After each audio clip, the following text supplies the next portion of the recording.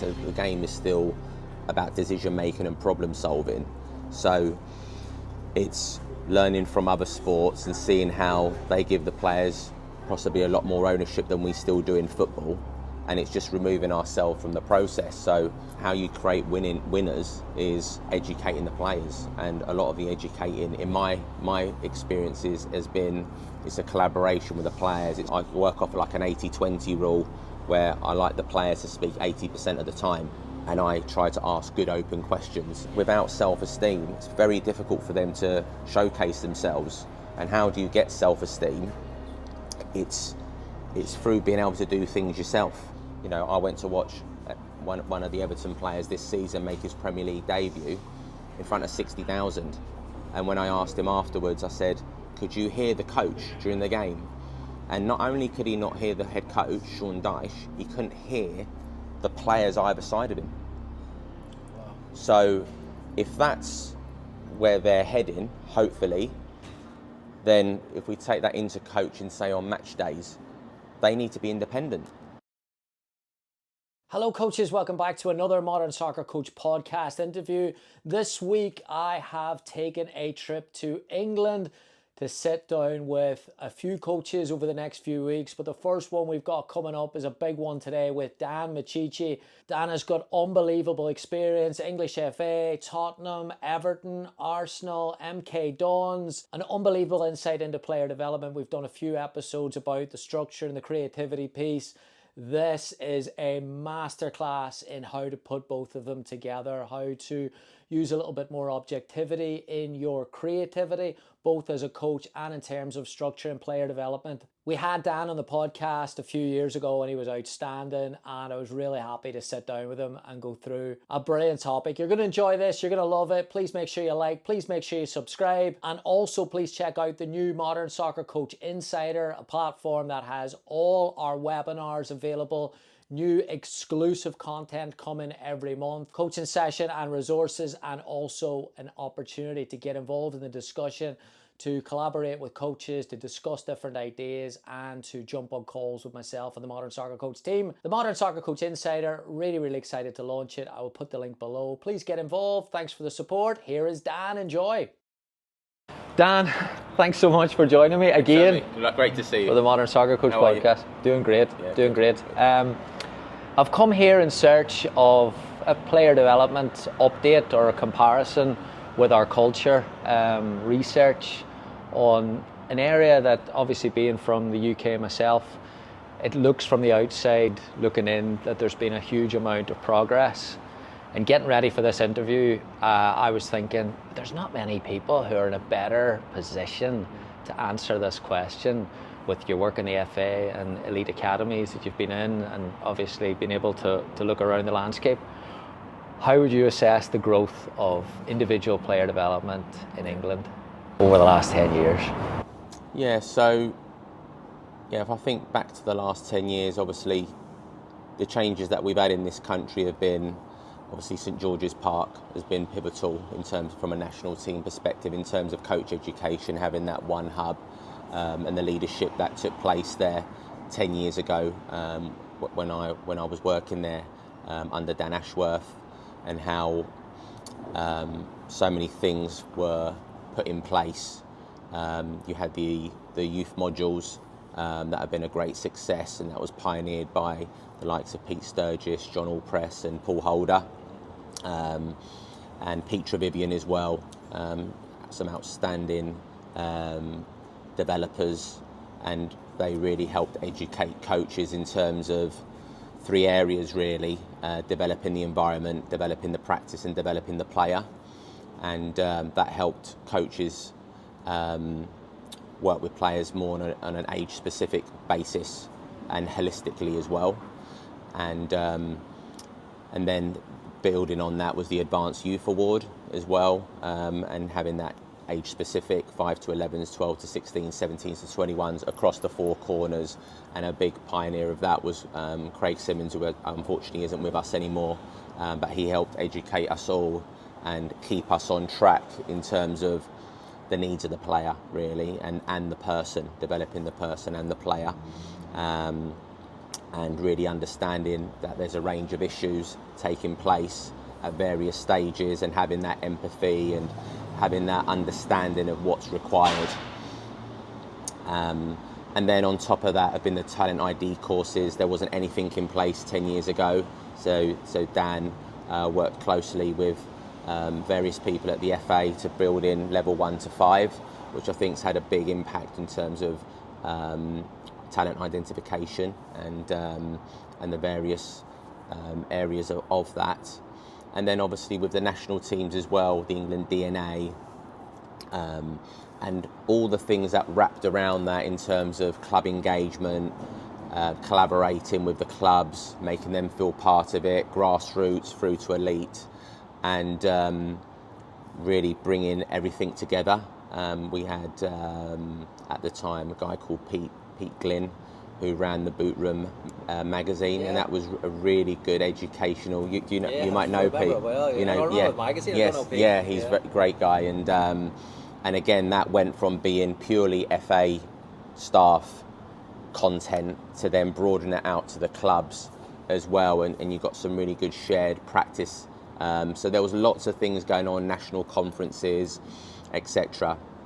And then from a club perspective, EPPP was a few years, it was still in its infancy, but it was in place, and what that's done is really just created a lot of accountability, and helped directed clubs to really articulate their vision and what they're trying to achieve, how they're trying to achieve it, and I think obviously the proof's in the pudding really, in terms of just the broad and range of individuals that we have now throughout the age groups, not only performing well in this country but abroad as well. It's really, really interesting. When you go through a movement like that, and now when was that DNA established? Do you remember the year that it was established? It was around 2014. Okay, so you're looking at 10, 11 years ago. Do you remember resistance, the days of banging your head against a brick wall? Do you remember what those were against, and how you kind of overcame them? I think the biggest one was playing identity, because that was a big shift, and speaking from personal experience, and reason why I think it was quite refreshing really that I got the role there, because I was at a League One club and a Cat 3 academy, and wasn't very common practice to get roles like the one I was given, and then on top of that to be asked to help first of all introduce the under 15 age group, because in the national teams at the time there was no under 15s, 18s or 20s, and the research that the analysis department had done is cap accumulation is very important to lead to successful senior team, and obviously then it's the quality of the caps as well. Are you getting to latter stages of tournaments, etc. So I was responsible for introducing the under 15s, but then when we took the under 16s to America to play in the Nike tournament in 2015, we played Brazil in 35 degrees heat, and not only did we win the game 2-0, win the tournament, but we had 68% possession, and I think it was 94% pass completion in the game. And for me, the most satisfying thing out of all was it was our second game in 3 days, and we made 9 changes to the team from the first game. So we had some sort of household names now who didn't even play in the Brazil game. So what it highlighted was, from an England perspective, we were going to give opportunities. We weren't, we wanted to expose all of them to those environments, and working with the clubs as well in terms of managing their individuals correctly. But we wanted to play in a certain way, and it's about doing it when it counts. And we had a leadership organisation that worked with us in terms of creating a culture around winning, and what it takes to win became a big piece of work really, and delivering when it counts, and how do you build belief, how do you build that culture. Player ownership was a big thing. So there was a number of things that were taking place, because then if we wanted to then if we believed in those things, we needed to role model those through the coach education, so there was a strong alignment between the two. And we often had clubs coming onto the camps, or we would merge coach education course when a camp was taking place, or if we had a tournament abroad and coaches and scouts were going out there to watch their own players, they might pop into the hotel, or they might pop in and watch a team meeting, etc. And then the players do your talking for you, one on the pitch with their performances, but two, they will tell others about what the environment's like. And then that's when you can then build a culture. So the resistance was quite easy to navigate once you start role modelling the right behaviours. The ball rolling time in training being minimum of 70%. And then when players start to show things in the national team which maybe they're not shown in their club, that's when the club then starts to say, that's interesting, how did you get him playing like that? What's we're going to use that. And then you start working together. The piece on an identity, and then obviously the identity, we talked before we start recording about the kind of the collective and the focus on the collective. How did you then manage between the identity to get that player creativity piece in without limiting the player? Yes. So basically we had, working with the other, I was one of 3 technical leads. There was myself, Pete Sturgis and Neil Juicnip. And we worked with some other staff around the what were the key things within the DNA. So we created like what you class now like a pitch map. So we had key concepts on a pitch, and wrapped around it was play with freedom. And so the things that we had in there were things like staying connected to the ball, staying on the ball, seeking creative solutions, outwitting your opponent. We tried to have things that weren't your normal language. It was a bit different, maybe a bit quirky, but we knew that if players, obviously not every player is going to be able to do all those things, but if across the whole team on a given day we were doing those things well, we knew that would then lead to the identity piece. And it linked a lot to individual actions. So it would just be a case of working with your analysis team after a game, clipping it up, creating a playing style montage with music on, with the words showing so it was clear what it was, and working with the players. So take play with freedom, that's quite a broad and quite subjective. So we asked the players, we got them into their units, and we said to them, what does playing with freedom mean to you as a goalkeeper? What does it mean to you as a centre-back, etc., etc.? So we worked with them, and then they were the things that we would then get the analysts to code, and then we would produce video on that. So for a centre-half, it might be stepping into midfield with the ball, playing a pass, and then staying in midfield until that move ended. So they wouldn't just go straight back into being a centre-back, as an example. It would be around, we operated within 5 lanes like a lot of people, like a lot of teams do. It's nothing out of the ordinary, but then you can rotate within those lanes, but we want to keep, the concepts we want is either create 1v1s or create 2v1s and things like that, really. And then we do exercises with them around building belief. So how would we do that? There was one exercise I used to do with them called your World 11. So we'd get them into groups and we'd say to them on a flip chart paper, pick your World 11, but within that World 11 you've got to put yourselves in the team. You can pick 5 subs, and you've got to justify why you've picked these players. And what basically I wanted to see was how many English players would they pick. So how has the game changed since then? Not that when they would then put their sheets on the floor, there was very rarely an English player. And if there was, next to it would be the reason why, and it might be to do with, which were good traits like leadership or aggression, but all the other players, the South Americans they picked, the Spaniards, the French, were around what you're saying, the creativity, etc. So then the challenge would be, okay, if our vision is to inspire the next generation of players, in 10 years' time, if this exercise was being done in 2025 with England's under-15s, they did the same exercise, can your names be on that sheet?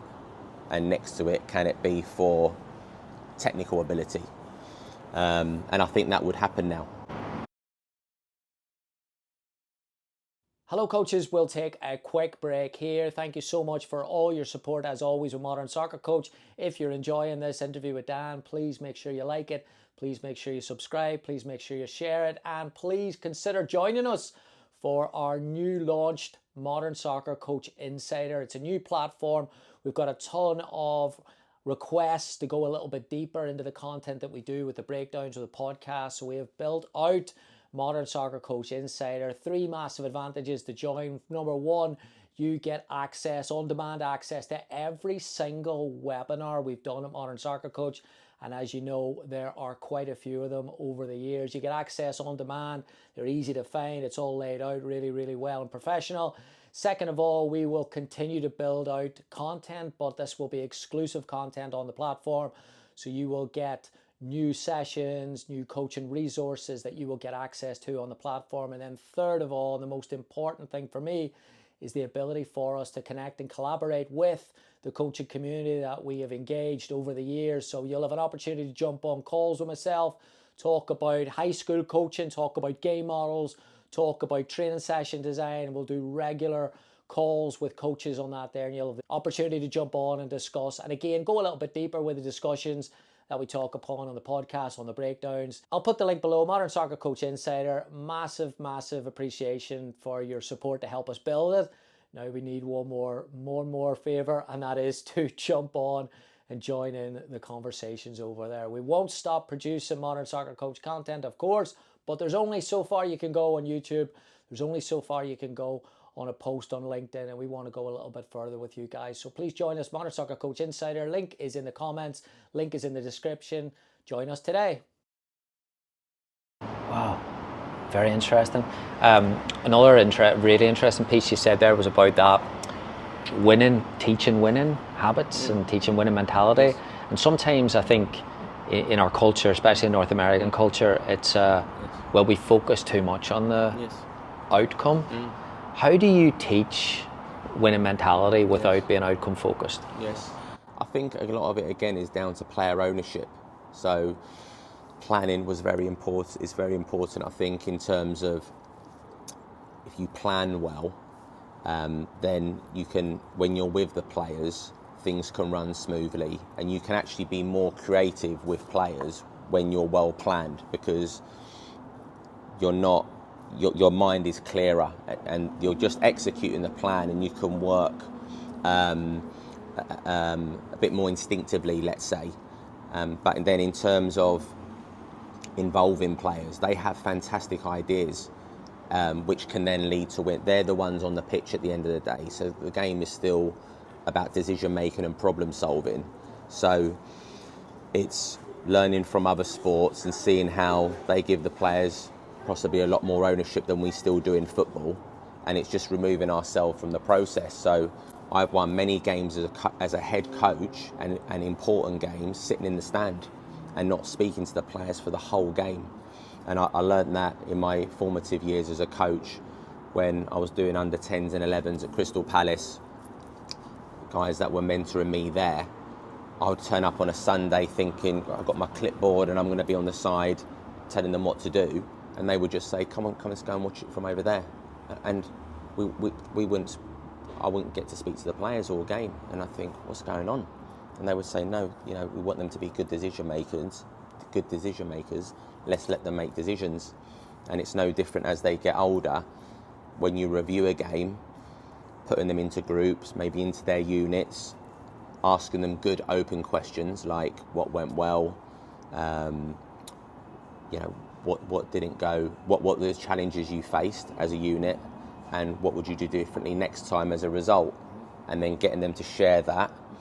And then of course, as a coach, having 2 or 3 key points, either to, if they haven't mentioned them, if they cover your points, brilliant, because that's more powerful than it coming from you, because then you've got that clarity as a coach that they understand.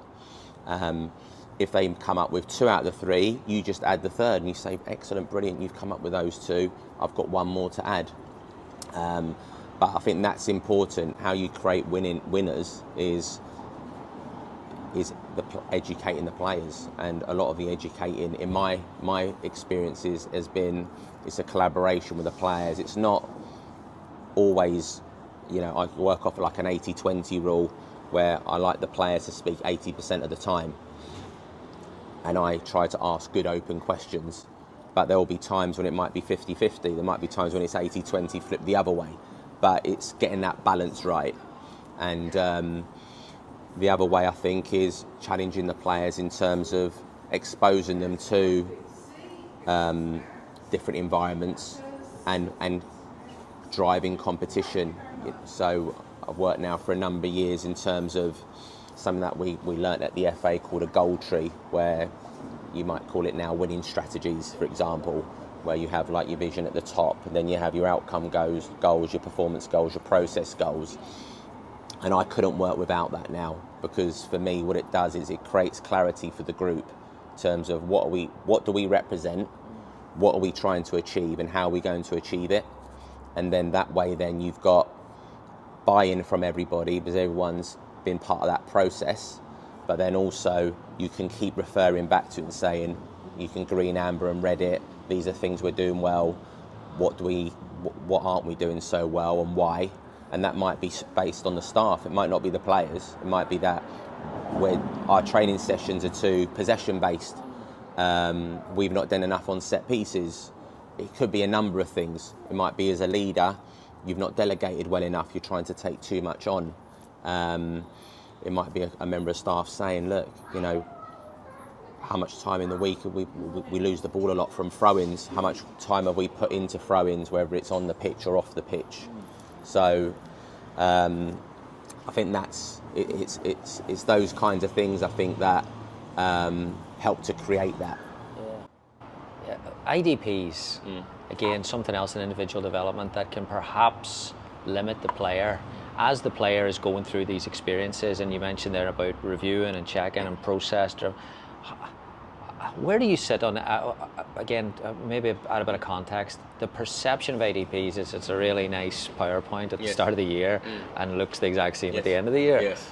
How do you view them and how do you work through them? Yeah, very similar to what I just mentioned to you there. So the IDPs that we created at different places that I've worked at, in particular at Arsenal and more so at Everton, where I sort of led on that, was similar concept. So the starting point for me is always, what's the player's career goal?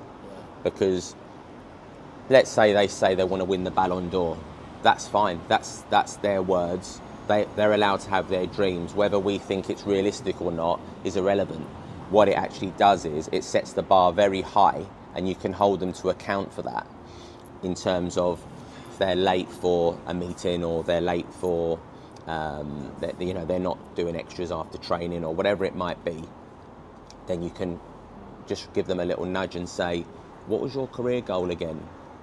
And just give them that little reminder. So like you're saying, it's not just words on a piece of paper, it's something that you're working towards.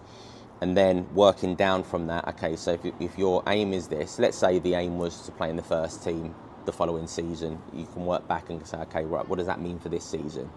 Okay, this season I want to spend half the season at this club playing in the 21s, and then the second half of the season I need to go on loan, and then that will help me, that will give me that experience then to hopefully work towards being in the first team the following season.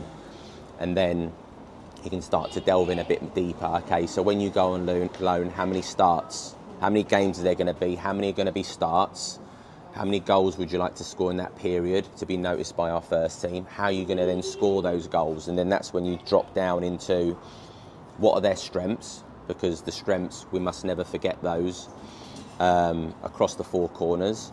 And then I split it into the 5 P's. So priorities is the what. This is what you need to work. Let's take technical. So priorities is what do you need to work on? Purpose is the why. So if they say for example, I don't know, crossing. I say, okay, why? Why do you need to work on that? And what types of crosses? So then you're going into more detail. So they're not just saying something flippantly, and it's not a quick 5-minute meeting. This could take 45 minutes, could take an hour, however long it takes, and you're with your multidisciplinary team. So you go from priorities to purpose to then process. So then process is, okay, how are we going to do that? How are we going to improve your crossing? What are we going to do as staff for you? What are you going to do for that? And it might be, for that block, it might be, okay, best practice tasks around players in that, who are good at those crosses, for example. And then twice a week, we're going to do 20 minutes twice a week on that type of cross or those types of crosses. And then progress is then when you colour code that at the end of that block. So the player gets an opportunity, blue, green, amber, red, for excellent, good, satisfactory or poor. And then the staff as well. So the player gives it a progress score with comments, and the staff do the same. And then people is the last one. So people is what member of staff is supporting you with that. So for technical, it might have been me, for example. Well, it would have been me, for example. So then if we haven't done that, if I've said I'm going to do 2 lots of 20 minutes with you twice, each week, and haven't, I'm going to colour that red, and I'm going to put in there I haven't stuck to my part of the work here. Because otherwise you'll go into a meeting talking about the player, a separate meeting with staff, and say, oh, his crossing's been poor, but you haven't actually put meat on the bone. It's been poor because I half held my hands up. And then linking into that, we have a tracker, a daily tracker with each name and then the days of the week. And at the start of the day, you can use it for planning purposes. Right, I know on this week, that day and that day, that's when I've got opportunities to do the crossing.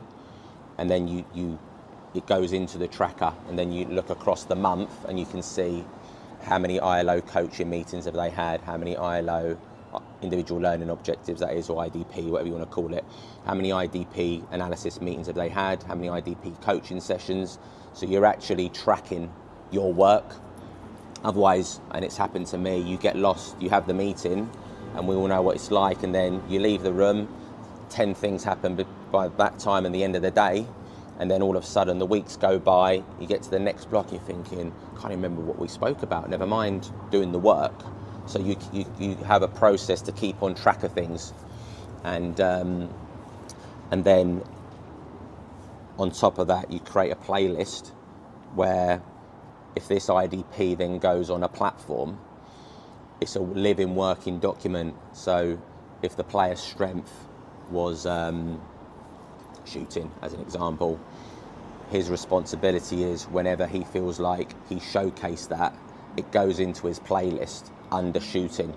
So it's all organised and everything's in one place, and then you can hold each other to account, because you can go to the playlist at the start of the next block and say, okay, let's go to your playlist, and you can see, you learn things about them as well in terms of how much they taking this seriously, but then also in terms of the staff.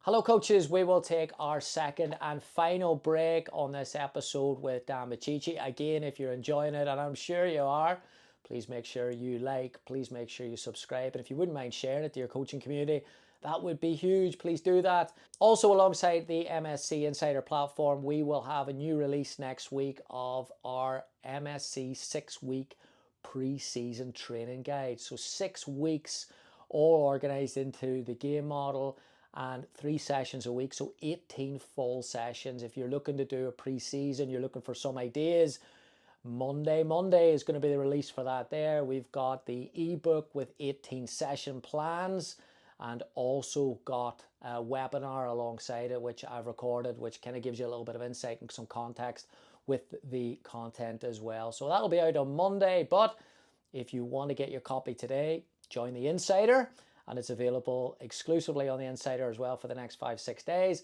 And then also we'll put it on the Modern Soccer Coach store, modernsoccercoach.com/shop. MSC preseason training program, 6 weeks, all mapped out, all your sessions, coming out on Monday and out on the Insider today. Thanks for the support. Back to Dan.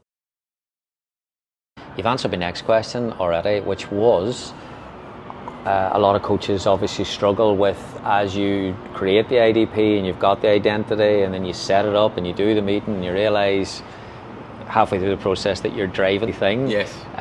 You're saying there, you've said a few things about like the 80-20. You're being careful and deliberate about the player having space to be a leader in the process. Yes, absolutely, yeah. I think in terms of the starting point, in terms of the actual meeting,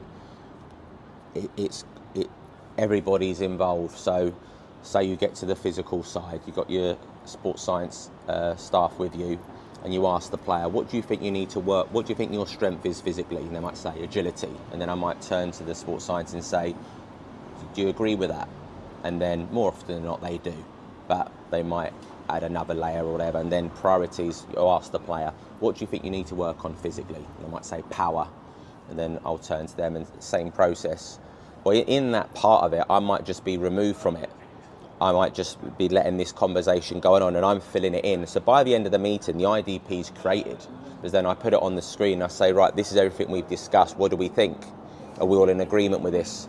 And then it's then up to the people at the bottom who's been responsible for each area to then take accountability for their area. So if you're the psychologist in this and you're meant to be working with the player in terms of collecting clips on them showing leadership on the pitch, then that's nothing on me. That's you and that player, and how you do that is up to you. They might then meet once a week to look at that, or after every game, however they might do it, and then so it's kind of splitting the work between everyone, and like my role in that was just bringing it all together and just making sure that the words led to action, and how the IDP is completed is very objective. It's clear and concise. So when I leave the club and somebody else picks it up, they can read it and it's very clear what that is and what all that stands for. And then just trying to build evidence to say the player had a best practice task, like we said there about the crossing, and go and pick a player who's good at crossing. In the world, anyone? De Bruyne. Who? De Bruyne. De Bruyne. So say we say to the player, okay, you're going to do a De Bruyne task. So whether it's they get sent 3 games, we give them a load of De Bruyne clips, and then they pick out 10 examples. When I then sit with the player, more often than not, the player, and this is the current generation now, they're able to put circles and arrows on and text. And when they're talking me through it, I just record it. I screen record the meeting, and then I transfer that into their playlist. So then there's the evidence that they did that task and the level they did it at. And then what it can then do is, if anybody ever needs to show a younger player an example of good practice, these lads have been role models for the next generation, and then you build a culture throughout the ages. You're also teaching them how to watch the game, to be a bit more deliberate from their aspect. Yeah, I think what I try to do with players when I start working with them is ask them a lot of why questions. So if we're looking at a clip, and I'll say, what do you see? Which I think is a powerful question. So you ask them, what do they see? Because they might actually see something that we haven't as well, but I want to get their interpretation. So if however they're describing it, again, just sticking consistent with the crossing one, they might be talking about the first touch, they might be talking about hips, they might be whatever they're talking about, scanning, and then I'll just keep on to them in terms of, and what does that do, and why has that been effective then, and how are you going to bring that into your game? And then by meeting 5 or 6, they just know what's coming, and so they then start talking like that before I never have to get to the what, the why, the how, because they just do it when they just start naturally speaking, because you've got them into that habit of speaking like that and not just being really subjective and really broad with their answer. And the most important thing being, okay, now what does that mean for you? How are you going to take that into your game? What do you need from us? So skill though. Those questions are a skill. That's not, as a coaches, your almost natural tendency is to tell. You said the what, the why, the how. You've got 30 minutes at a meeting. Yes. Yeah, and I think I don't want to get misunderstood here that I don't ever tell, because sometimes players will say, "What do you think?" And can you tell me, and they want to know what we think as well. But I think it's just getting that balance. And my starting point is always ask them first, and try not to finish their sentences off before them as well, because we've all, imagine us on a course. We're on a course and we get asked a question and we're expected to answer straight away.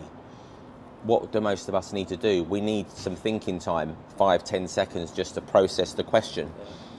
So I think we should allow players the same luxury as well, and not fall in the trap of asking them something, and when they don't answer within 2 seconds, answering it for them. And then if they're thinking, and I'm being happy with the silence, and because they're thinking about their answer, and then when they start to answer and they're kind of getting there, again, rather than just, because we're in a rush, just starting and ending the sentence for them, is just then asking one more question that then takes their answer from here to here. And the reason I'm doing it like that is because it gives me clarity that they understand. Because if they don't understand, how can we actually accurately analyse them on the pitch? Because we haven't got that clarity in the first place if they know what to do. So, and also for self-esteem purposes, going back to the youth awards, developing the environment, a lot of that was around self-esteem. And without self-esteem, it's very difficult for them to showcase themselves. And how do you get self-esteem? It's through being able to do things yourself. And our job, that old saying of, if I give you fish, you'll eat for a day. If I teach you to fish, you'll eat forever. It's that same analogy that our job is to make them, give them enough skills that they can stand up, that they can stand alone. They can do this. I went to watch one of the Everton players this season make his Premier League debut in front of 60,000. And when I asked him afterwards, I said, could you hear the coach during the game? And not only could he not hear the head coach, Sean Dyche, he couldn't hear the players either side of him. Wow. So if that's where they're heading, hopefully, then if we take that into coaching, say on match days, they need to be independent. So actually when we're making decisions for them from the side, we're getting a very short-term result, and sometimes there is a learning aspect to that as well in terms of being told. Of course there is, but actually it's not going to stand them in good stead in the long run, and sometimes we just have to take a bit of short-term pain for long-term gain. They might be in the wrong position, and rather than asking them to tuck in or whatever it might be if they're a fullback, sometimes you're better off just waiting, because one, we're not on the pitch, we can't see what they're seeing. There might be a reason why they are where they are. Two, give them an opportunity to self-correct. So they might be thinking at that, the ball might go over their head and go for a goal kick, and they might be thinking to themselves, I got away with that one, I should have tucked round quicker. And then if the next time they tuck round quicker, then you say, well done for tucking round quicker. That's very powerful, because in terms of building that trust with the player, you get more buy-in from them, because they're like, fair play to the coach, he could have hammered me on that previous action and he hasn't, and he's caught me doing it well. And then they build their self-esteem and their confidence, because a lot of them aren't confident, a lot of them are petrified half the time, because it's a tough industry. And I often say to them, I know so many players who haven't reached their potential, and they were great lads with unbelievable attitudes, and they'll say, well, why haven't they made it? And I said, because it's the hardest industry in the world, only so many can do it. So if that's the case, one, imagine if you don't apply yourself to all these IDP areas, what you're giving yourself even less of a chance. And two, from our side, all the things that they're going to need to get to that level, you know, we've got to try and navigate through those and support them. Yeah. The piece there on that topic, when you were at Arsenal, one of their, if you call it a mission statement, Yes. about developing caring, Yes. caring environment. I don't know what. Caring and challenging. Caring the and most caring and challenging environment in the world. Powerful statement. Yes. What does caring look like from an environment standpoint? Yes. Caring stands with it can be empathy. So again, talking about what we're saying there. So rather than looking at a player and saying straight away they've not performed today, it's understanding what might have been going on there. So it might be a family issue, it might be they've had a tough week at school, they might have not been feeding very well, and again that comes back to relationships. So if they haven't performed very well and you're able to say to them, you know, rather than saying to them, you're poor today, saying to them, you know, that was unlike you today, you weren't really yourself, is everything okay? And they say, I had a tough night last night, I was at the hospital till 3 a.m. and etc, etc. So caring is that aspect in terms of, we had a saying called blame the player last, and we work with the psychology department in terms of breaking that down. So why would we blame the player first? What are our biases to that? And then what do we gain from that versus what can we gain from working in a different way? And it wasn't, it's not to be mistaken with, there's a big difference between a safe environment and a soft one. It's not being soft at all, you know, but it's a safe environment in terms of, and it's what your starting point is. So rather than going, sticking on this same example, this player's performed badly, it might be, were we clear in terms of their role, and have we given them the best opportunity to perform today? Were they in their usual position? Were we asking too much of them? Those kinds of things. So looking at ourselves first as staff, and then looking at what issues might be around that player at that time. Might have been coming back from injury, might be going through growth, might have been away with the national team, done a lot of travelling. There could be a number of things that led to them not performing well. So that's more sort of the caring piece. But care might also be subbing them after 20 minutes. And you're doing that because, you know, and I can think of one example where I worked with a player who, it still happens to him, by the way, where he still, you know, because they don't change that much.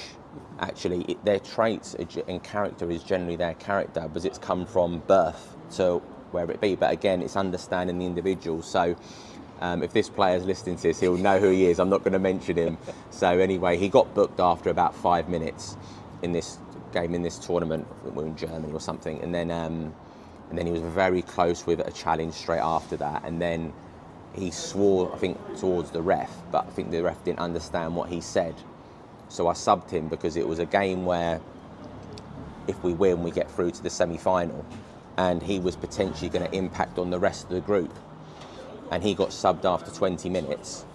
But because, and I learnt this from Alex Inglethorpe actually, who I worked with at Spurs, and Chris Ramsey, that if you've built credit with the player, which other people might not know, then you can do those sorts of things. So because with this player, we had a very strong connection. And he wasn't my favourite at all, but in terms of his background and the support that he needed, etc., he knew there was unconditional support there. So he knew that when he was getting subbed after 20 minutes, it was nothing personal. And then after the game, once the group had qualified for the semi-final, I was able to address it straight away, nip it in the bud and say, you know, we care about you a lot, and we think a lot of you, and that's why we did that. That's something for you to learn from. Because otherwise, if there's no ever any consequence, that, you know, when do they ever learn? But I'm not saying that's the very first intervention. And by the way, and sometimes you just have to accept they're maybe just going to something's going to happen which does affect the group. But that's just one example, just to give a different perspective. And then I think it's then how you follow up in it afterwards in terms of that support. Right, let's have a look at those clips. What were you thinking here? You know, what were you going to do differently next time to avoid that yellow card? What are you going to do what was your state of mind then, like 5 minutes after that? Why have you then done that tackle here? Oh, because I'm annoyed there and I've given the ball away there. Okay, so now we need to work on strategies for you to get back into the purple, as they say, rather than being in the blue or the red, get into that middle state. So then you work with the player. And I think that's the key bit, that when you follow up with a player and show them that you're actually helping them to improve, then, because I've had so many players in the past say to me, a lot of coaches tell me what to do, they don't tell me how to do it and why. So when you put all those pieces together, then you've got a better chance of having that trust and that impact. Gary Neville, obviously, last week, talking about robotic footballers. It seems like England, for when I was growing up, couldn't get creative players. Now it seems that you've got creative players, but the style of the game is limiting the creative players. What's your thoughts about the tactical nature of the Premier League, of the top game at the minute? Yeah, I think it was a really interesting point that he made, and I think something that I often think about a lot is how much do we coach strategy versus coaching the player, from a perspective of we now have we can't move away from the fact that it's an invasion game and it's about problem solving and decision making. And if I just move away from Gary Neville a little bit and just talk about player development, it's your starting point for me should always be what types of players are we trying to develop? And then that filters down into your playing identity. Whereas if you go straight into game models, you're going into that before you've actually this layer here. So what players are we trying to develop? And then how does that link to our coaching philosophy and our playing identity?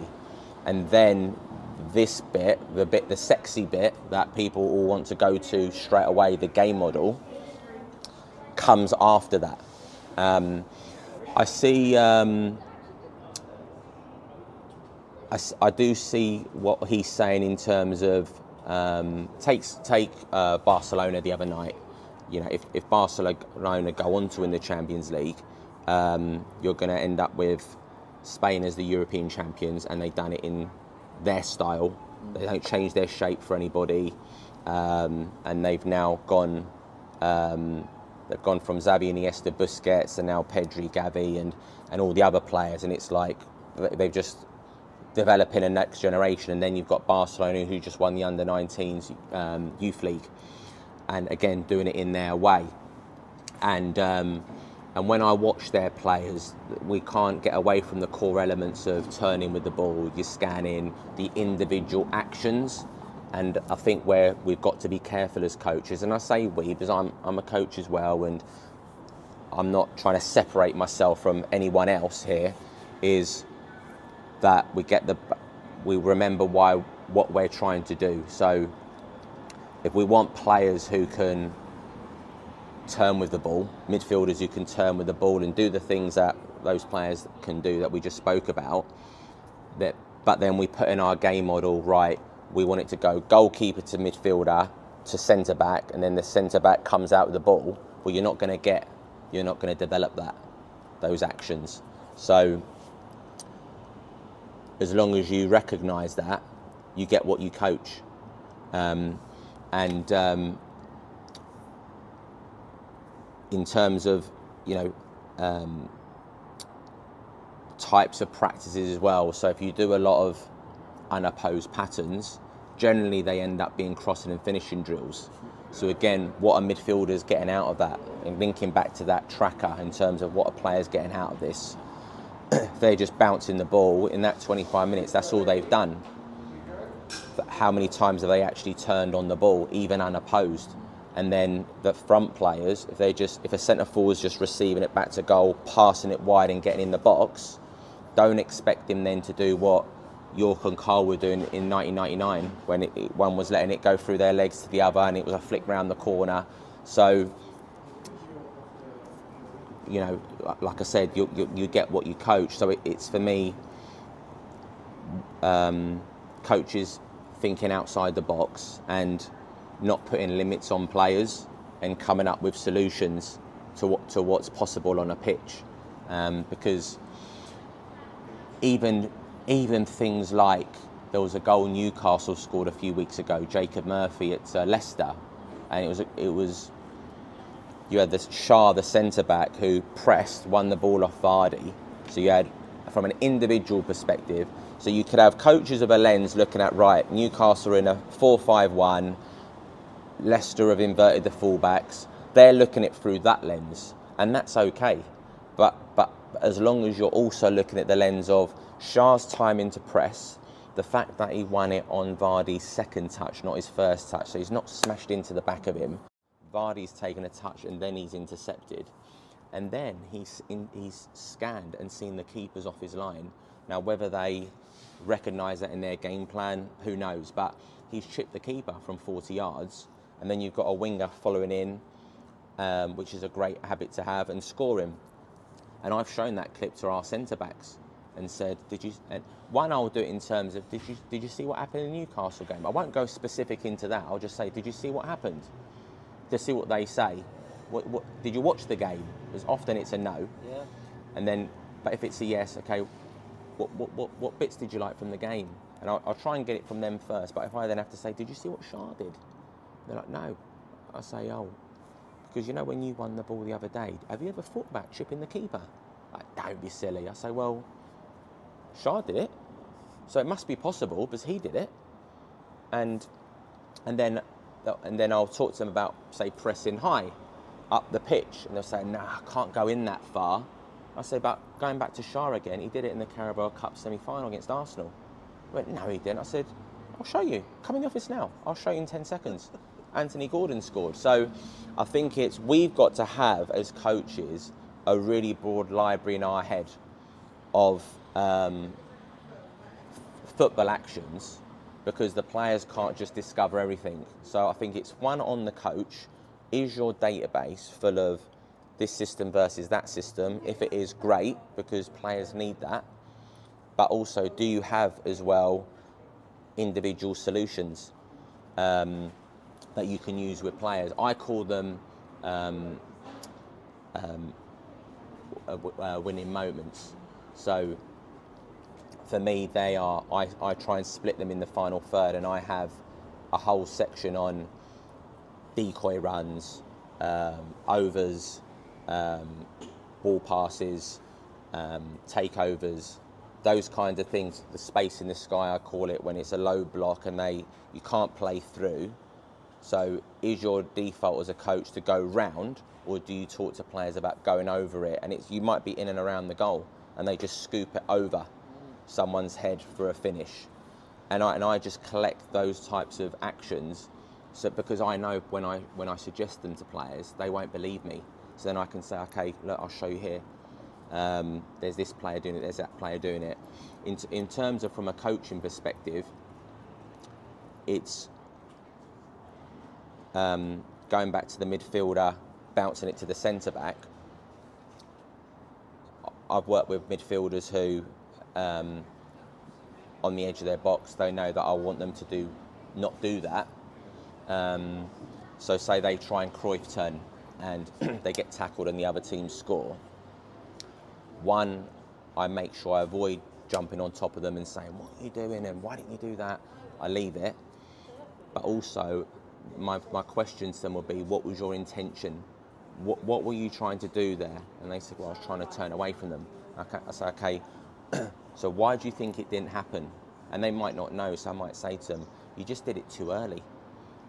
When you Cruyff turn, you want them really tight to you so you can feel them, and then you roll away from them." But I said they weren't close enough to you, so you did the Cruyff turn into them. And then, so did you scan? Did you get your arm out? So then you're coaching the individual actions and you're not taking away what they were trying to do, because what they were trying to do was really good. So if it was on a skills continuum 1 to 10, they've done about 7 things well.